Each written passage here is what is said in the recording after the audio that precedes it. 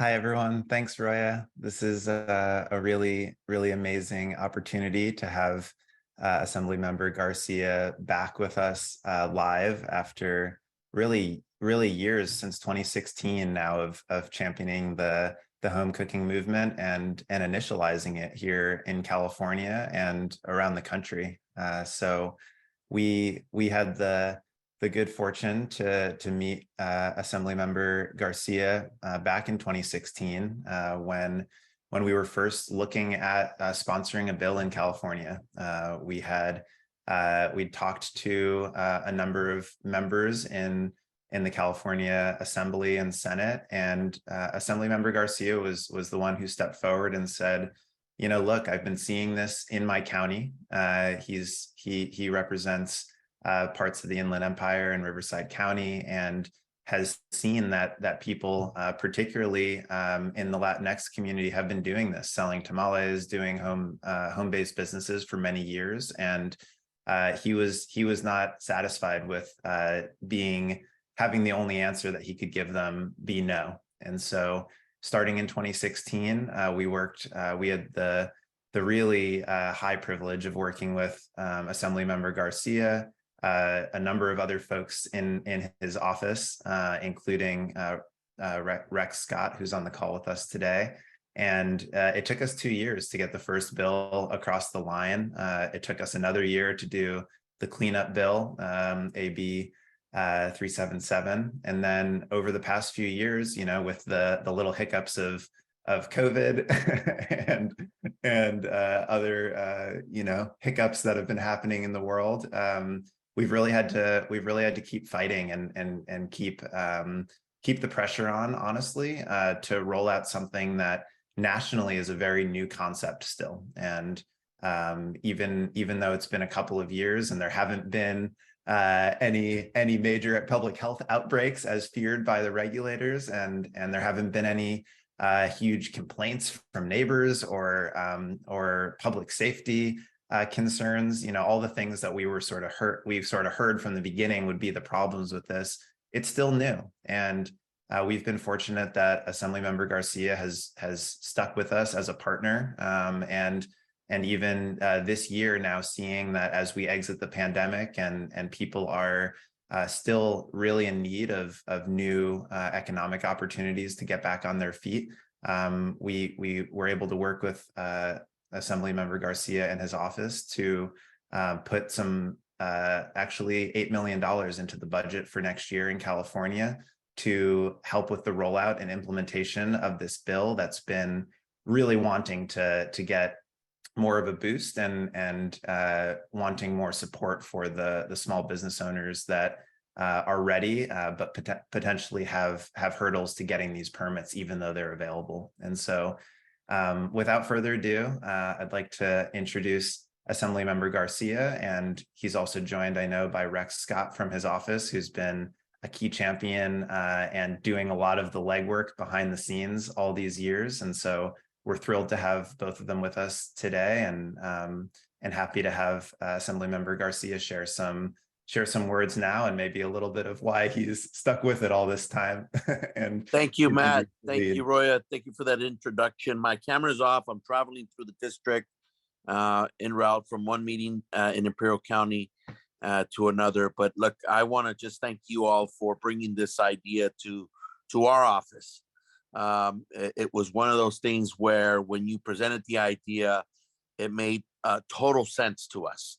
Why piece of policy in this particular area could help, thousands and thousands of people, not just in my district, but in districts like mine, where you have a situation where you have people working kind of in the shadows, right, of the business world in our communities for a number of different reasons, right?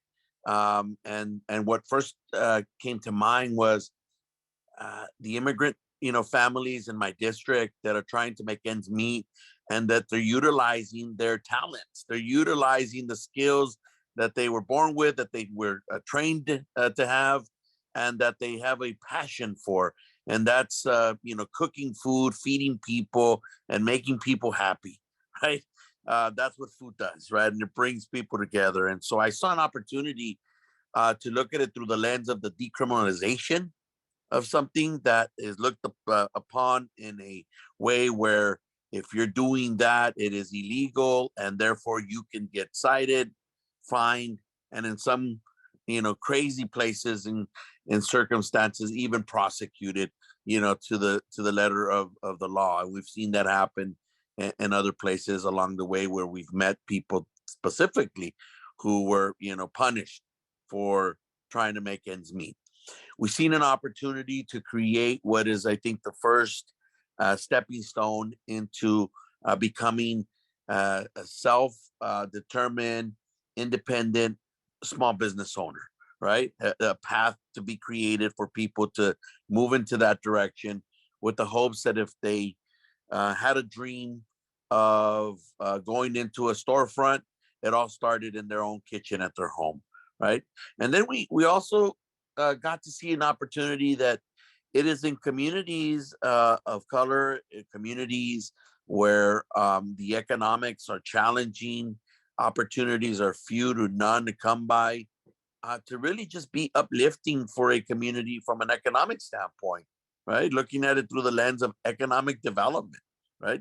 Because it's in the kitchen, because it's in someone's home, it doesn't mean that it doesn't apply to those same principles of creating economic development opportunities in communities that need the type of activity and investment that a business like this could bring. So all of those elements to me just immediately lined up. And we said, we want to do this. We want to do this work. And we took great pride in carrying this piece of legislation. I remember referring to it as part of our barrio legislative agenda. And why barrio? Because it's in the neighborhoods, it's in the communities that you see this type of activity happening, and you see people in the community doing it out of need, but you also see people doing it in fear of being persecuted by law enforcement, public health departments. And so it just made all the sense in the world that we create a pathway for folks to do this right, to protect the public health's interests as well, and again, to uplift communities economically, and allow people to do what they're passionate about and good at, and that's cook. It wasn't an easy road convincing people that this is good for public health, right? In fact, the argument was on the contrary, right? It was, well, this could create a situation where people get sick and we won't be able to, track this down. And I was like, wait a minute, the exact same argument is why we should do this way.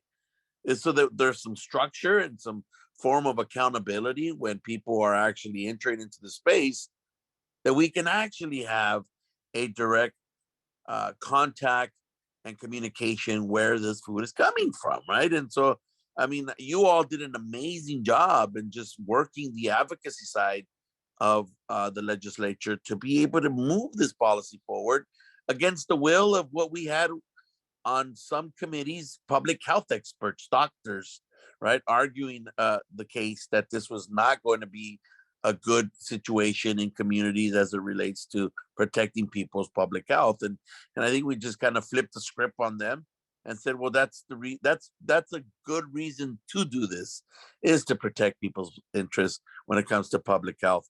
It's happening already up and down the state of California. All of us know someone who is either baking, making food, and they're doing it out of need, but also because of the passion that they have for what they do.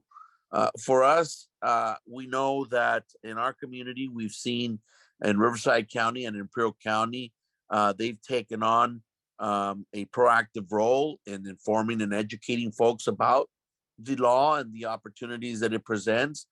And what we've seen was a tremendous uptick of permits being pulled. Clearly not where we want to be and should be, in my opinion. There's still a lot of work to be done to inform and educate people about the programs that exist. But during the pandemic, we got to see a lot of people take advantage of this law and the opportunity to allow them to continue to make a living during the pandemic by cooking food in their kitchens. And so we got to see some permits begin to increase in our area. One of the things I want to acknowledge and just say that, you know, our staff, members of our team who worked on this bill, and today it's Rexford Scott, they really have embodied this piece of policy. They see it as their own, and they wanted to see this program grow. And I want to give him a lot of credit for not only doing the work on the cleanup bill, but also on the $8 million allocation that was received in this year's budget, because we heard time and time again since 2017 how there were still some challenges to being able to afford the permits. And for some counties, there were some challenges in setting up the actual structure and also just setting up the actual regulatory framework for potential enforcement, right? Making sure that it's being done right and that all of the intended goals of the policy were being met. So a lot of credit to him for navigating through the budget and legislative process to be able to successfully obtain the $8 million that will go to both of those areas, right?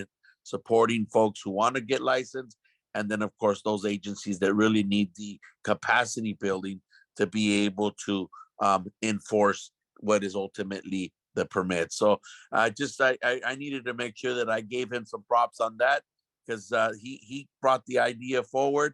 I told him to run with it, and he didn't just run with it. I mean, he scored big for us to be able to continue to build on the work of AB 626.